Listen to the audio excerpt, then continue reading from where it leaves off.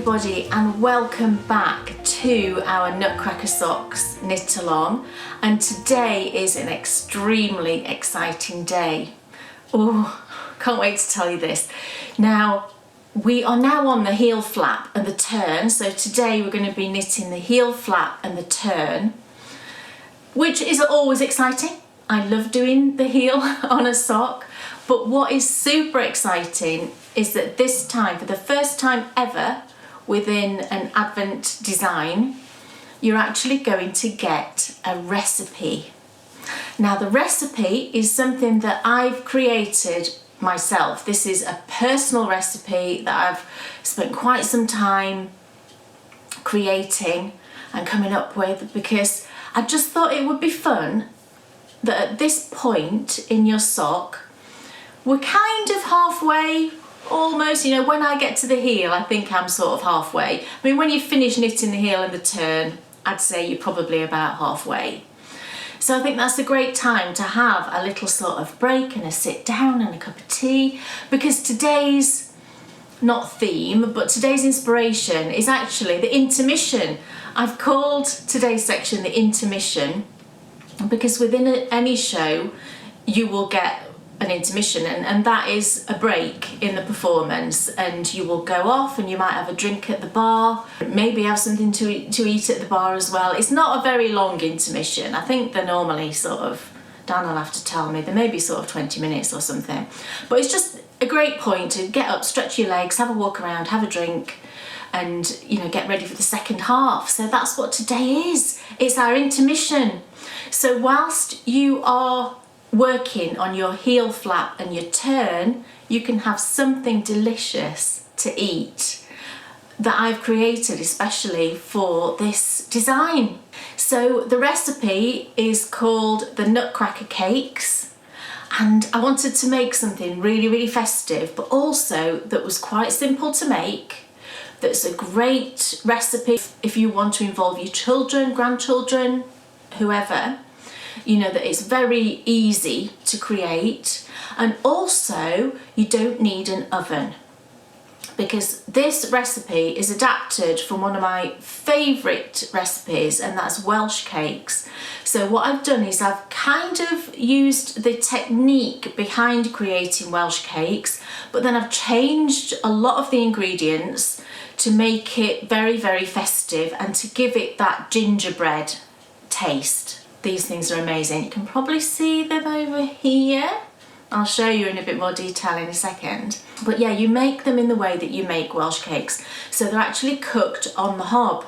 And if you've never had this kind of a cake, I suppose, it's kind of a cross between a scone and like a soft cookie. And they're so delicious. Can't even tell you how delicious they are. So look, here they are. And mine are in heart shapes because I thought that was quite sweet, but you can use any cookie cutters that you might have in your house, you know, stars, hearts, and heart shapes as well. What it also makes me think of, do you know those German biscuits? Is it Lebkuchen? I'm saying that completely wrong, but I think you know the ones that I mean. They're kind of usually coated in chocolate, and they are often heart-shaped, and that's also what it brings to mind. I've actually got a decoration on the tree. Look, this decoration here is like a heart-shaped gingerbread.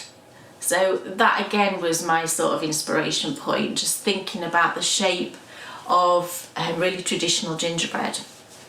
And they're so yummy. I made small little hearts and some larger ones as well, and they're coated with sugar so they kind of sparkle.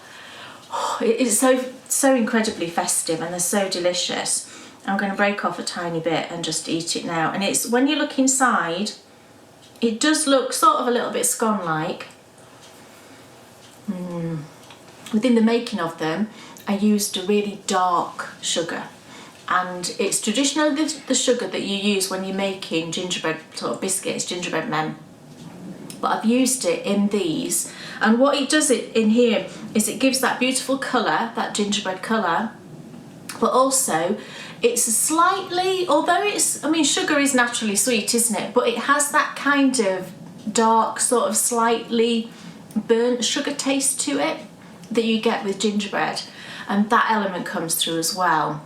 So it's just got all of those flavours that I associate with this time of year. And if you don't like mince pies, and I know a lot of you out there are not massive fans of mince pies, and they're a bit of a faff to make, admittedly, these are brilliant because I think it gives you all of that festive flavour, that Christmas flavour, without the faff. And, you know, like I say, I've created this specifically for us. You won't find it in a recipe book anywhere. You know, it's come out of my head. As I said, it's inspired by Welsh cakes, but only in the method that you make them. You know, all of the ingredients came out of my head. So I really hope you enjoy making these. So what you've got to do now, of course, you've got to pause the video. You've got to go to your store cupboards and see if you've got the ingredients. If you don't, you need to pop out to the shops, gather your ingredients. You might have them all because most of them are quite sort of store cupboard ingredients. You should have a lot of them, especially this time of year. And then you need to come back, you need to make these, you need to pop the kettle on, make yourself a cup of tea or a lovely coffee, sit down and then carry on watching, watch the tutorial section, have a little bit of a listen to me reading the book, and then you can knit through your Heelflap and your turn, eating your nutcracker cakes. How fantastic is that? So I'm so thrilled to include that in this year's advent calendar. I really hope you enjoy it, and I hope you enjoy making those. For all of your friends and family, they would make great gifts as well. They do keep quite well. These ones I made a couple of days ago and they're still perfectly lovely. So you could make them, you could pop them in some cellophane, and you could give them as gifts. I think that would be absolutely fantastic. So I really hope you enjoy knitting your Heelflaps and eating your nutcracker cakes.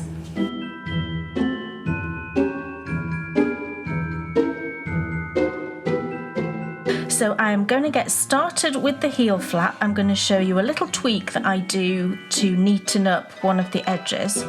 And then I'll go away, I'll knit my Heelflap, and then I'll come straight back and I will knit the turn, because there's something I want to show you in the heel turn as well to neaten that up, because we're going to be doing a square heel turn. So this is where I'm at right now, and this is where you will be at. So we have now cut our colour 3 yarn, which is for me the gold. The Heelflap is worked with our colour 1, which is the red for me. I always work my Heelflap starting on a wrong side row. So that means we're going to be knitting the Heelflap on the back stitches here. And we start with the wrong side. So all I'm going to do is pull out my front needle, and then I'm now going to be working back and forth on my back needle, starting with a wrong side row. So my wrong side rows are slip the first stitch and then purl all the way across. And then the right side rows are slip 1, knit 1 all the way across. But on the right side row, I just do a tiny tweak. So I will show you that when we get to it in a second. So the first row, just bring your yarn to the front because we're going to be purling. Slip that first stitch, and it'll be loose because it's a gold stitch, but you can tighten it up afterwards, it's not a problem. So slip that one and then grab your red yarn. Now be aware that this is not coming from the row that you've just knit, because we were carrying it.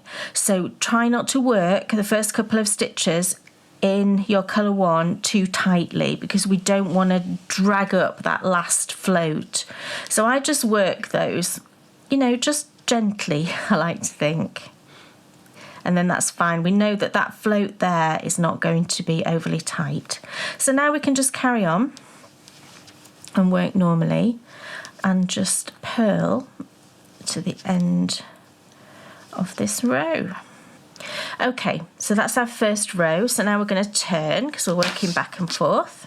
And that stitch here, you can see it's really loose because it's just attached to the yarn we've cut. You can snug it up now, but you'll be able to do that again in a couple of rows and just snug it tight, and then we're going to weave it in after anyway, so it's fine. So here's the little tweak that I do to right side rows. Now normally you would slip that first stitch purlwise, as we do all the other stitches and as we do on the wrong side row.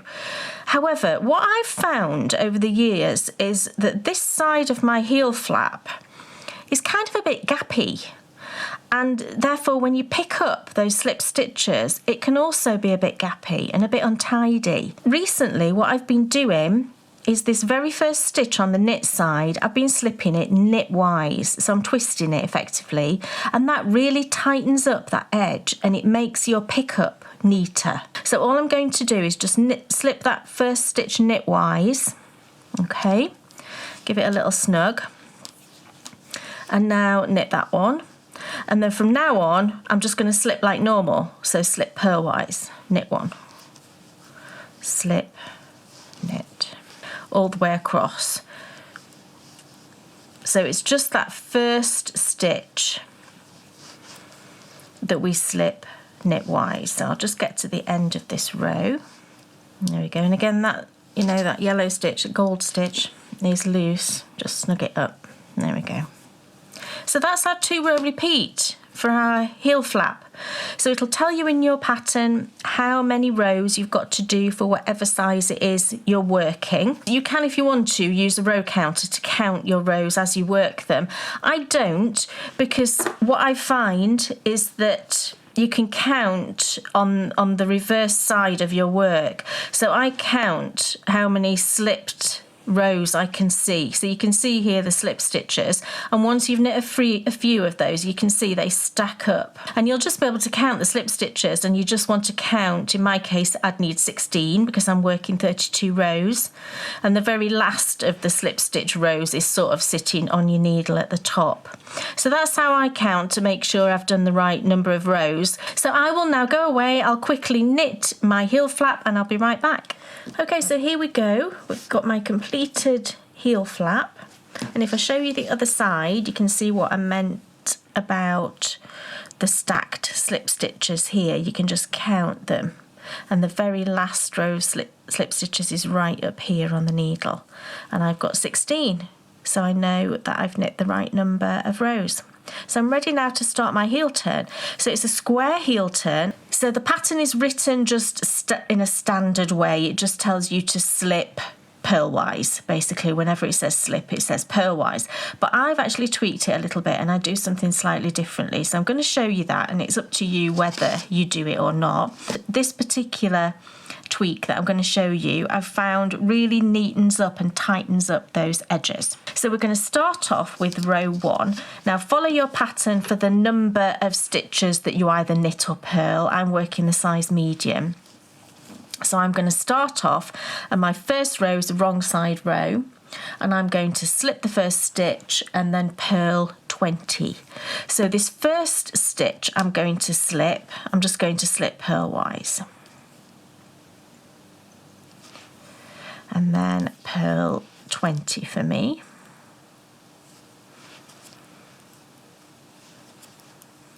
That's 19 and 20, and then I'm going to purl 2 together and do that nice and snug.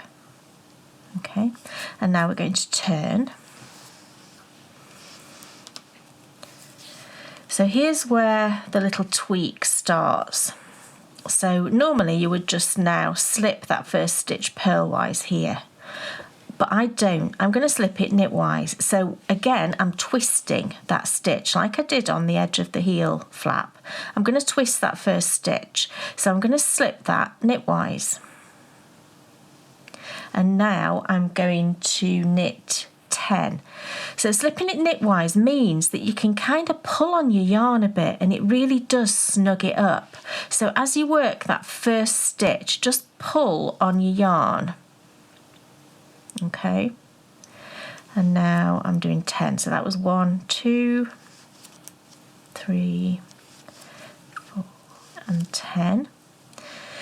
And now in the pattern it tells you to do an SSK. You can do an SSK if you want to, but these days I prefer to work a slip one, knit one, pass slip stitch over. It doesn't really make a difference, you know, whichever one you want to do is fine. So I'm going to slip one, knit one, pass slip stitch over. Okay, and now I'm going to turn. So the same as on the other edge of the heel turn here where I twisted that first stitch, I want to do the same thing to this stitch here. Now because this is a purl stitch, what I'm going to do is I'm going to slip it purlwise but through the back loop.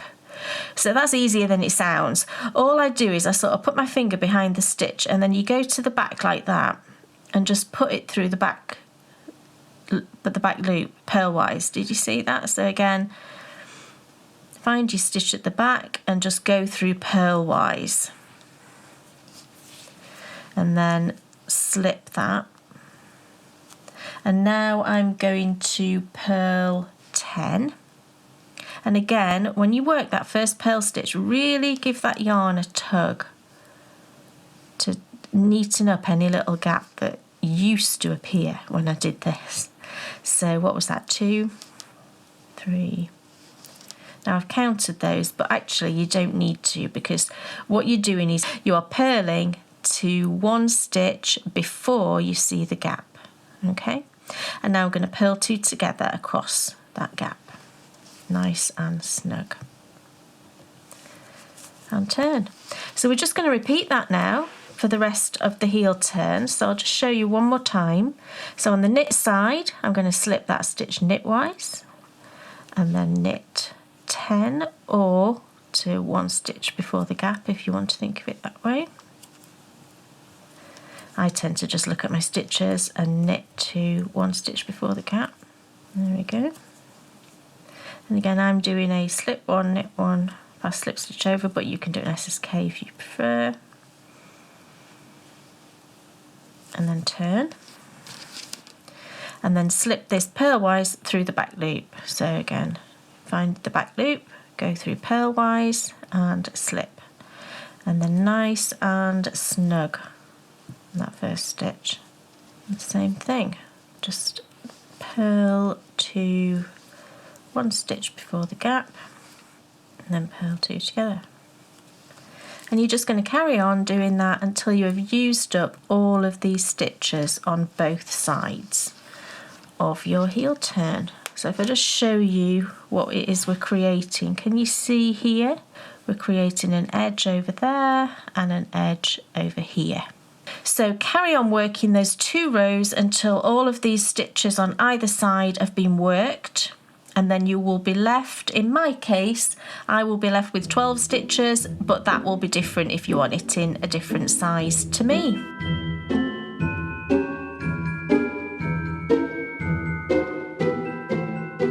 So there we go, a hugely exciting day today, and I really hope you enjoy knitting, and I hope you enjoy doing some baking today as well.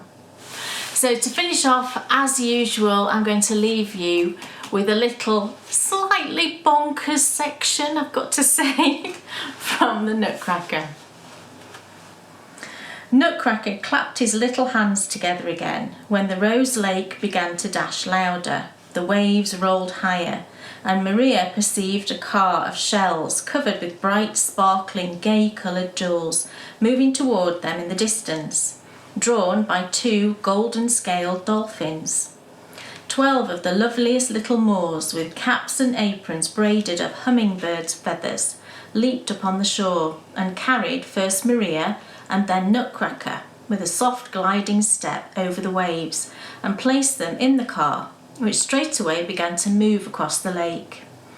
Oh, how delightful it was as Maria sailed along with the rosy air and the rosy waves breathing and dashing around her. The 2 golden-scaled dolphins raised up their heads and spouted clear crystal streams out of their nostrils, high in the air, which fell down again in 1,000 quivering, flashing rainbows. And it seemed as if 2 small silver voices sang out, "Who sails upon the rosy lake? The little fairy, awake, awake, music and song, bim, bim, fishes, sim, sim, swans, tweet, tweet, birds, whiz, whiz, breezes, rustling, ringing, singing, blowing. A fairy over the waves is going, rosy billows, murmuring, playing, dashing, cooling the air, roll along, along.